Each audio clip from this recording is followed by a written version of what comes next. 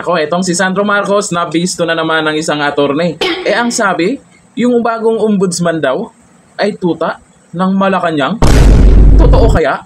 Aba, mukhang hindi naman halata. O ito, panoorin po natin ang paliwanag po dyan kung bakit nasabi nilang tuta ng Malacanang ang bagong ombudsman. Ito, ang sabi ni Atty. Topacio. Nabubuking tuloy. Natau-tauhan nila yung ombudsman. Yan ang sinasabi kong danger. Diba?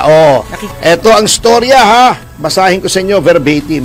Sa pagbisita ni Ilocos Norte 1st District Congressman at House Majority Leader Sandro Marcos sa Lawag City, sinabi niya na nag-uusap sila kasama si President Ferdinand Marcos, Ombudsman Crispin Remulla at ang Department of Justice. Bakit kinakausap yung ombudsman tungkol dito? Hindi ba independent? Yun. Ang ombudsman, bakit sinasabihan nyo na ganito, ganon? Nakalimutan nyo na ba? Bakit nagsasuggest kayo? Yun. Eto pa, natatawa ko kay Sandro.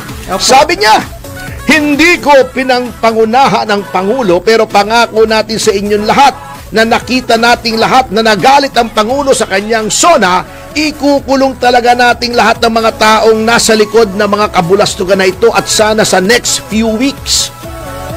Take note, ikukulong natin. Legislator ka. Hindi ka nagpapakulong, boss. Grabe, Gumagawa ka ng batas. Nung sinabi niya next few weeks, sinabi din ni Remulla, dadalian natin yan. Akala ko ba independent? Bakit kumukuha kayo ng direksyon sa isang congressman kahit ba anak ng presidente yun? Hindi ba independent? Yes. Nagpapatunay lamang yung sinasabi natin na kapag si Remulla ang naging ombudsman, tuta yan ng Malacanang. Grabe naman kayo sa bago nating ombudsman. Tuta ka agad. Napapansin nyo ngayon, yung mga kaalyado ni VP Sara Duterte, lalo si Senator Bongo, kinasuhan na.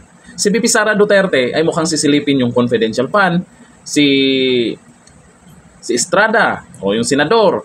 May mga kinasuhan na. Si Congressman Kiko Barsaga.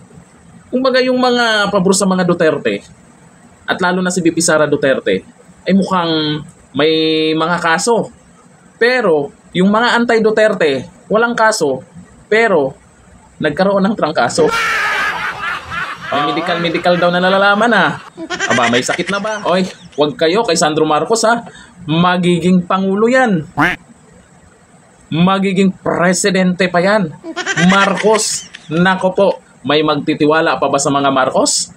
May boboto pa ba sa mga Marcos? Ang sagot dyan, oo, meron pa. Kaso nga lang, iilan na lang sila. O ayon po dito kay Eduardo Adrague, tuta nga nila si Ombudsman Remulla, appointed nila nga kung appointed pa, tuta agad. Malay mo magtatrabaho ng patas itong si Remulla. Independent nga, di ba? Nga sabi ni Adelia Espedelion, wala na. Talagang pinagtatakpan at inaabsuelto ang mga kawatan. Yun po yung sa tingin nila sa nangyayari ngayon. Pero ako naman, pilit ko pa rin intindihin etong ombudsman natin. Kalain mo? Remulla. Pilit ko pa rin intindihin at maniniwala sa kanya na gagawin niya ng tama. Hindi pamumulitika yung trabaho niya. Pero bakit itong mga supporters ko dito ay talagang may duda kay bagong ombudsman Remulla? Wala na akong magagawa dyan Kasi sinusubukan ko talagang ipagtanggol din sila. Kasi naman, para may kakampi naman tong mga kaibigan kong loyalista ay hirap na nga silang ipagtanggol yung amo nila.